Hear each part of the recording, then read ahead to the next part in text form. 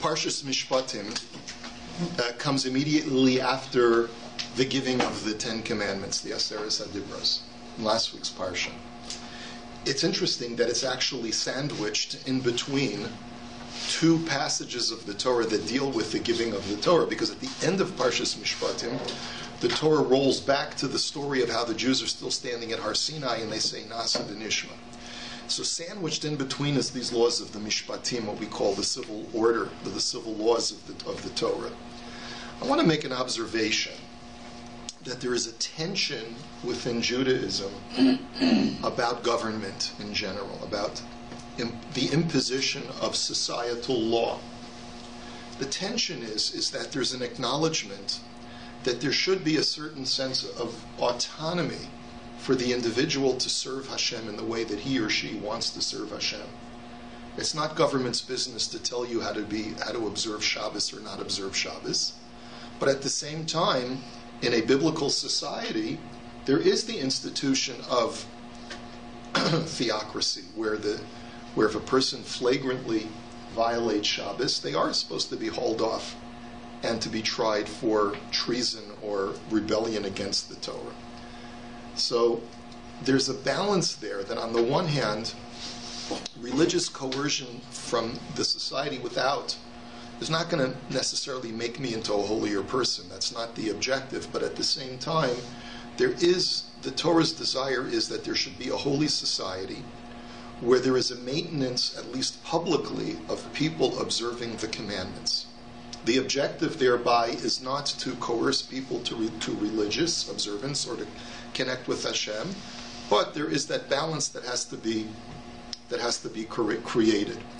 This sort of balance manifests itself in the laws of slavery. That's the first mitzvah that the Torah discusses in this week's Parsha. On the one hand, the Torah says, what you do in the privacy of your home, if you want it, slavery is rampant in the ancient world. And the Torah therefore says, he's your slave. On the one hand, you are entitled to treat him as a slave. But at the same time, understand that you are governed by certain societal law, that a system of government is instituted in order to be able to tell you that even though there is a certain tolerance for inequity, and you can have a slave, but we put the brakes on it. We as a society will not tolerate certain levels of autonomous inequity if that's what you want to maintain. In other words, what I'm trying to communicate is that in Judaism, we're not here to impose and enforce law upon you from a governmental standpoint in an absolute fashion, but we're also not prepared to give you absolute autonomy. There's a balance that the Torah wants to create. And what's interesting is that you contrast that with the two other religions that sprout from Judaism. Islam, on the one hand, takes the imposition of governmental religious imposition as mandatory. So there's this concept of Sharia law that has to be imposed upon the entire world, whether you like it or not. So there's that inordinate emphasis on governmental enforcement of religious law.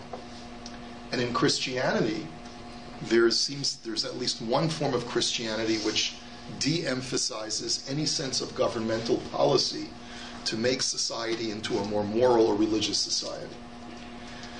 And Leo Tolstoy, the famous 19th century author, writes about this. I have an entry from Wikipedia. If you take a look, it says as follows. There's a movement called Christian anarchism. What is Christian anarchism? It's a movement in political theology that claims anarchism is inherent in Christianity and the Gospels.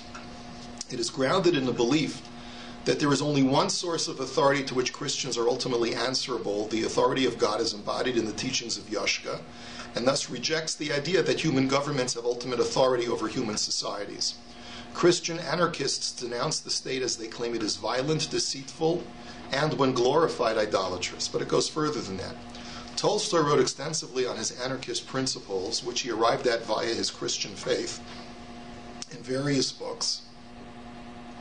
And Tolstoy sought to separate Russian Orthodox Christianity, which was merged with the state, from what he believed was the true message of Yashka as contained in the Gospel, specifically in the Sermon on the Mount.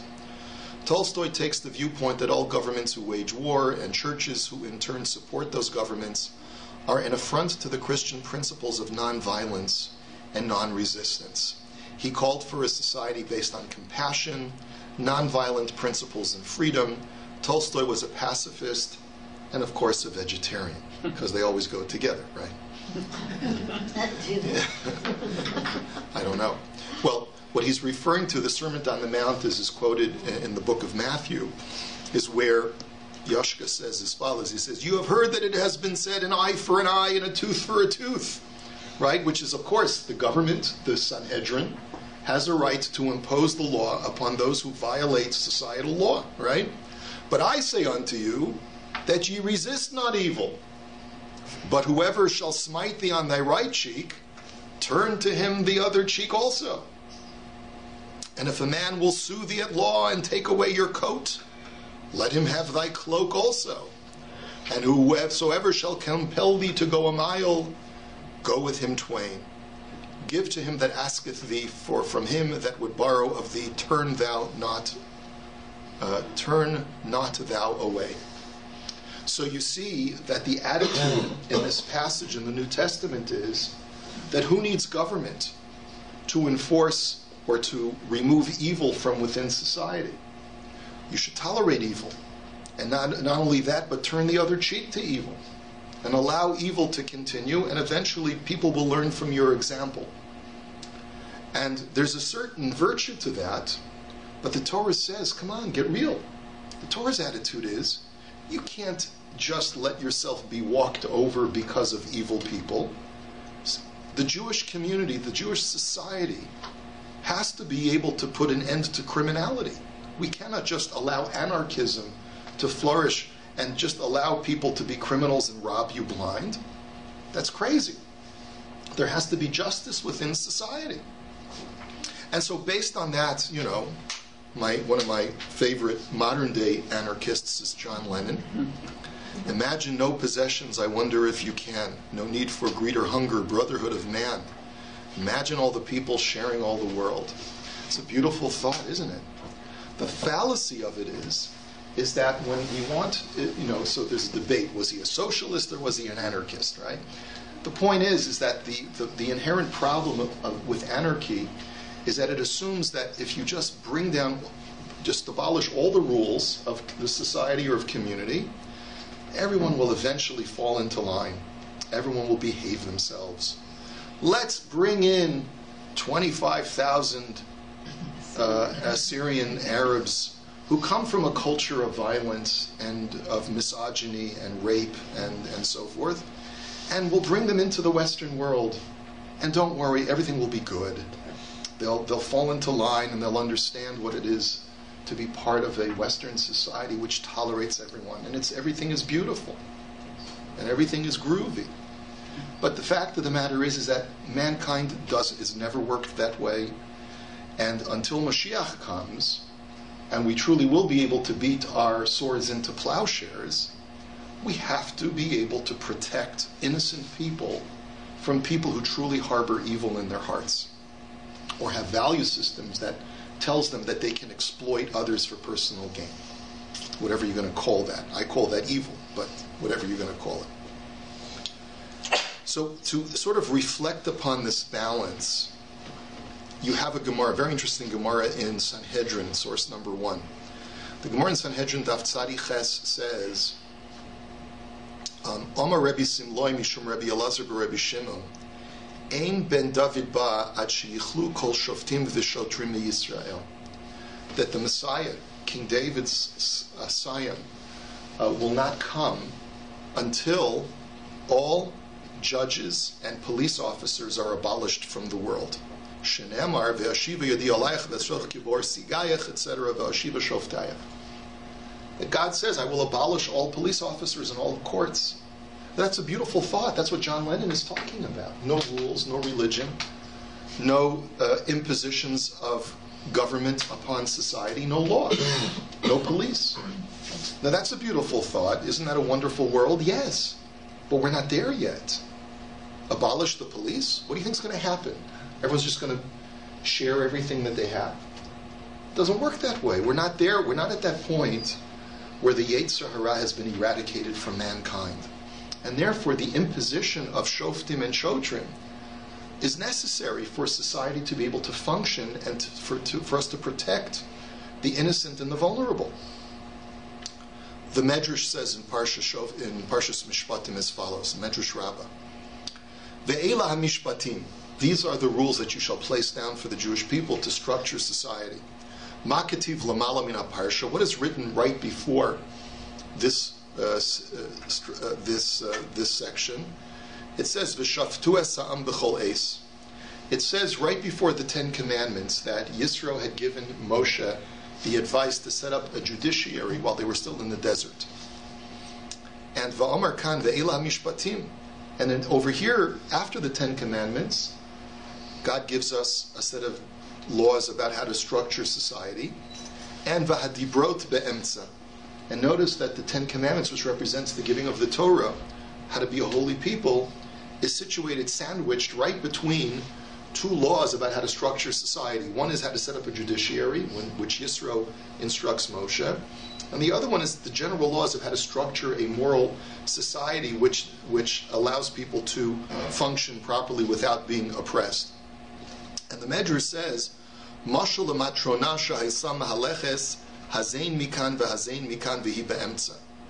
This can be compared to a very important matron, very important aristocrat woman who is walking down the street. She has bodyguards on either side of her to protect her.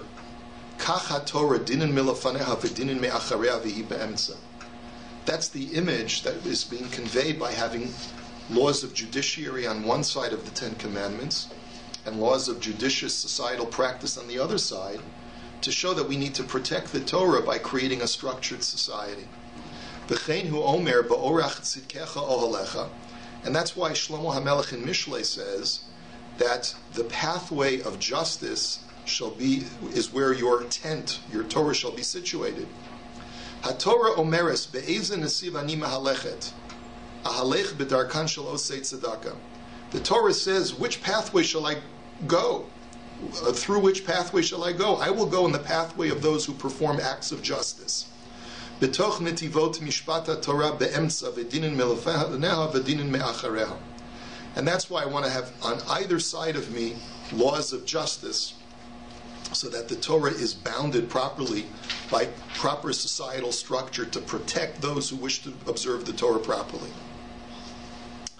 And now listen to this very, very fascinating Mishnah. And I was pointed out to this Mishnah by Rabbi Shimon Federbush in a sefer that he wrote, Hamusar of blessed memory, Hamusar v'hamishpat b'Yisrael. And he writes as follows. He says, take a look at this Mishnah. There's a Mishnah that says, Lo yetzei ha'ish v'lo b'sayaf v'lo b'keshet v'lo b'tris v'lo b'ela v'lo b'romach v'im yatsa chayiv chatas. This Mishnah is telling me laws of Shabbos. Now we know that when you don't have an Eruv, you're not allowed to carry things on Shabbos. But if you're carrying your clothes, if you're wearing clothing, so then that's not called carrying on Shabbos. Am I right? Okay, so what if a man has a sword in his belt, in his scabbard, and he's walking out on Shabbos with a sword?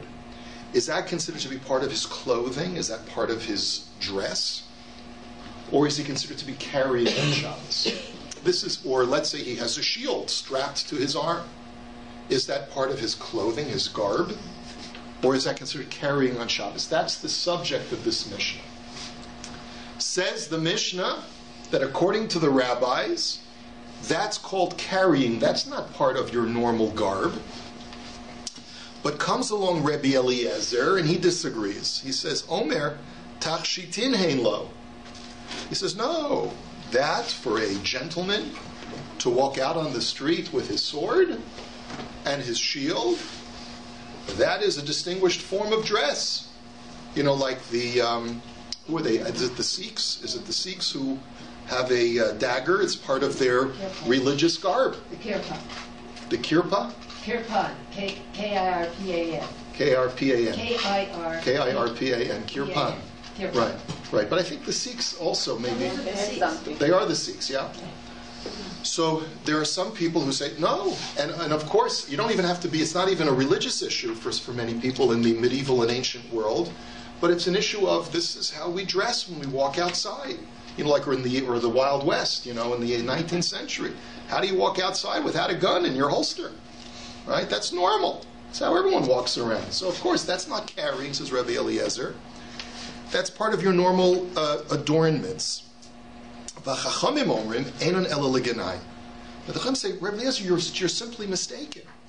This is not an adornment of a person's dress. This is degrading. That a person should have to walk around with weapons?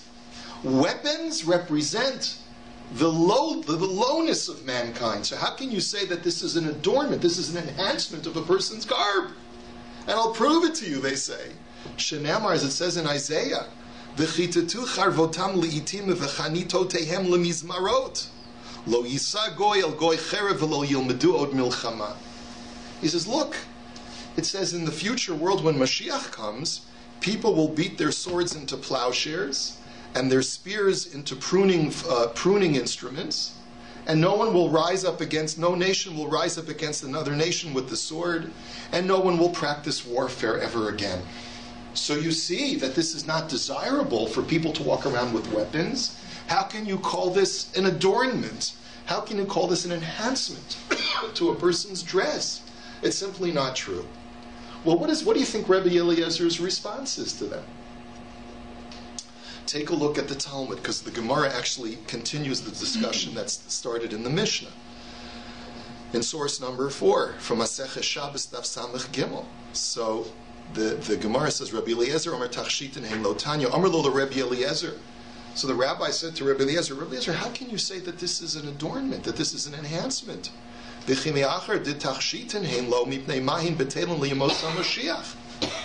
why then will we destroy our weapons when the Mashiach comes? Why will we take all of our guns and our AK-47s and our tanks and everything and we'll beat them into, gardens and, nice little, whatever, flower pots or whatever we're going to do with these things? Why then should we destroy them if they're beautiful things that we need as an adornment? So his response is, Amar lehen lefi she'enan srichin. He says, when Mashiach comes, we won't need them anymore. That's why we'll beat them into plowshares. Shenamar lo yisa goy al goy cherev. Because at that time, no nation will rise up against another nation in war and raise the sword. So the Gemara says, but still, v'tihavi lenoi ba'alma, but let it just be a decoration according to Rabbi Eliezer. The answer is, Amar Abaye, Mida Dahava Ashraga B'tihara. It's no different from carrying a lantern in the daytime. It's gratuitous at that point. You don't need a lantern to walk around during the daytime to help you know where to go. It's bright as day. So having weapons in the Messianic age is totally superfluous, totally unnecessary. And that's the reason why we're going to beat our swords into plowshares. We won't need them. They serve no function anymore. And at that time, it's not decorative anymore. But in a world when we need swords, in a world when we need guns, in a world where we need to protect each other from predatory behavior, then weapons are an adornment, according to Rabbi Eliezer. And therefore, it is part of your garb if you walk out with it on Shabbos and you're not carrying it. This whole discussion about whether weapons are an adornment or not an adornment is part of this discussion of the need for Mishpatim. In a wonderful, perfect world, we can agree with Tolstoy. There's no need for government. There's no need for rules. There's no need for the Torah to lay down the imposition of societal law where there are times when you can actually be taken to task by your peers in a society and told you're doing something wrong, you have to stop or pay a penalty or be imprisoned or worse, because people cannot be left to their own recognizance in a world which is less than perfect. We don't believe in the imposition of Sharia law upon the whole world. We don't believe in violating the law of the land, as many Muslims do that have come to the Western world. That's not where we're at. But at the same time, we don't believe in complete anarchy either. We believe that there has to be some societal structure which imposes moral behavior upon its citizenry. And that's the same reason why every country needs to have an army. According to Tolstoy, we shouldn't have armies. Armies are immoral. We shouldn't have wars. Wars are immoral. And that's the moral confusion that many people in the world find themselves in, particularly people with liberal political leanings, is that they think that because peace and letting everyone do their own thing and letting live and let live is a virtue, they feel that any kind of conservative attitude that requires us to be strong militarily and to come down hard on criminal behavior and to impose a death penalty for certain kinds of crimes and to be cautious of people who are would-be terrorists because they come from a culture where terrorism is extolled and glorified. They view all that as negative. Well, guess what? It's negative if you're living in a messianic age. But the error is, in liberal thinking, is that you want to bring Mashiach before he's ready to come. You want to bring Mashiach before the Yetzer Hara has been eradicated. That's a recipe for disaster. In order to preserve the Torah for every single Jew and to preserve morality for every member of society, there has to be a government that helps people preserve a moral way of life, a free way of life, and there has to be a strong military, and there has to be a way to protect good people from being exploited and from being stolen from and from being attacked. That's why the Mishpatim come right after the Torah is given. And that's the conveyance of all of these ideas. That Mishpatim are the things that until Mashiach comes are going to keep our Torah society together. Once Mashiach comes, granted, so they won't need we'll close all of our Batei Din, we'll close all of governmental societies, we'll close all police departments. But until that time, we have to know that all these things serve a very important role. Have a great day, everyone.